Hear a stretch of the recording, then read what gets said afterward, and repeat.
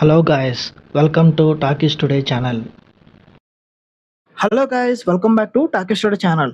So ఈ రోజు మనం మాట్లాడుకోబోయే సినిమా ఒక మనిషి గురించి కాదు, ఒక హిస్టరీ గురించి. సో ప్రపంచంలో సోషల్ మీడియా అంటే ఏంటో కూడా తెలియని రోజుల్లోనే కేవలం తన డాన్స్ అండ్ వాయిస్ తో గ్లోబల్ వైడ్ గా కోట్ల మంది హార్డ్ కోర్ ఫ్యాన్స్ ని సంపాదించుకున్న one and only king of pop Michael Jackson biopic రివ్యూతో ఈ రోజు మీ ముందుకైతే వచ్చేసాను. సో మైకేల్ బయోపిక్ మూవీ 1,300 కోట్లతో ఆ బడ్జెట్ తో అయితే ఈ సినిమాని తెరకెక్కించారు. సో హాలీవుడ్ లో ఈ సినిమా ఆల్రెడీ 7,300 కోట్ల పైగా కలెక్ట్ చేసి బ్లాక్ బస్టర్ హిట్ అయితే కొట్టేసింది. సో ఇప్పుడు మన ఇండియాలో ఈ సినిమా అమెజాన్ ప్రైమ్ వీడియోలోకి అయితే స్ట్రీమింగ్ అవుతుంది. సో కానీ ఇక్కడ ఒక చిన్న బాధాకరమైన విషయం ఏంటంటే ప్రస్తుతానికి ఈ సినిమా కేవలం ఇంగ్లీష్, హిందీలో మాత్రమే అవైలబుల్ గా ఉంది. మన తెలుగు డబ్బింగ్ ఇంకా రాలేదు. సో అమెజాన్ ప్రైమ్ వీడియో వాళ్ళు అతి త్వరలో తెలుగు డబ్బింగ్ కూడా యాడ్ చేస్తారని కోరుకుందాం. సో ఈ సినిమా ఎలా ఉంది, చూడొచ్చా లేదా, ఇందులో పాజిటివ్స్ ఏంటి, నెగిటివ్స్ ఏంటి అన్ని ఇప్పుడైతే డిస్కస్ చేద్దాం. సో వీడియో కనుక మీరు ఫస్ట్ టైం చూస్తున్నట్టయితే వీడియోకి ఒక లైక్ చేసి కామెంట్ చేసి హైప్ కనిపిస్తే హైప్ ఇవ్వండి, వీడియోకి ఎక్కువ రీచ్ వస్తుంది. సో ఇలాంటి లేటెస్ట్ మూవీ రివ్యూస్ కోసం మన టాకీ స్టోరీ ఛానల్ ని ఇప్పుడే సబ్స్క్రైబ్ చేసుకుని పెట్టేసుకోండి. ఇంకా లేట్ చేయకుండా వీడియోలోకి అయితే వెళ్ళిపోదాం. Let's get start. ఇక ఈ సినిమా కథ విషయానికి వస్తే, సో ఇది ఒక లెజెండ్ బయోపిక్ కాబట్టి ప్రత్యేకించి ఆయన కథ గురించి మనం మాట్లాడుకోవడం అవసరం లేదు.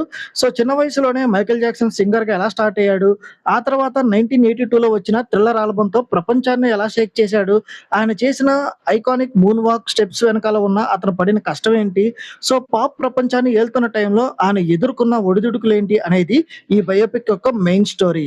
ఈ సినిమా పాజిటివ్ పాయింట్స్ ఏంటో ఇప్పుడు చూద్దాం. సో ఈ సినిమాకి మెయిన్ పాజిటివ్ పాయింట్ వచ్చేసి జాఫర్ జాక్సన్ పర్ఫార్మెన్స్ అని చెప్పాలి. సో మైకేల్ జాక్సన్ క్యారెక్టర్ చేసిన జాఫర్ జాక్సన్ అయితే థియేటర్ లో కానీ స్క్రీన్ మీద కానీ నిజంగా మైకేల్ జాక్సన్ మళ్ళీ బతికొచ్చాడా అన్నంతగా జీవించేశాడు. సో అతని లుక్స్ కానీ, అతని బాడీ లాంగ్వేజ్ కానీ, ఆ స్వాగ్ కానీ అలా చూస్తూ ఉండిపోవచ్చు అనమాట.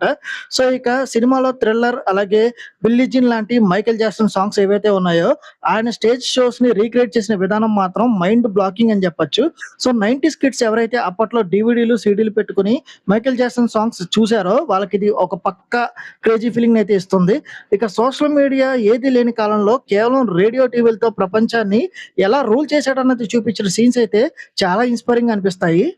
ఈ సినిమా మైనస్ పాయింట్స్ ఏంటో ఇప్పుడు చూద్దాం. సో మైకేల్ జాక్సన్ అంటే ఎంత క్రేజ్ ఉందో ఆయన లైఫ్ లో కూడా అన్ని కాంట్రవర్సీలు కూడా ఉన్నాయి. కానీ ఈ సినిమాలో ఆయన జీవితంలోని ఆ డార్క్ సైడ్ ని, ఆ వివాదాలని పూర్తిగా టచ్ చేయకుండా చాలా సేఫ్ గా కేవలం ఒక పాజిటివ్ యాంగిల్ లోనే చూపించి వదిలేశారు. సో ఇంకొంచెం డెప్త్ గా చూపిస్తే ఇంకొంచెం ఆయన గురించి అయితే చాలా వరకు జనాలకు తెలిసేది. ఇక ముందే చెప్పినట్టు తెలుగు డబ్బింగ్ లేకపోవడం మన లోకల్ ఆడియన్స్ కి ఇది ఒక పెద్ద మైనస్ అని చెప్పొచ్చు. సో ఇంగ్లీష్ లేదా హిందీ అర్థమైన వాళ్ళు ఈ సినిమాని అమెజాన్ ప్రైమ్ లో చూడొచ్చు. ఇక కొన్ని ముఖ్యమైన విషయాల్ని అసలు చూపించలేదు.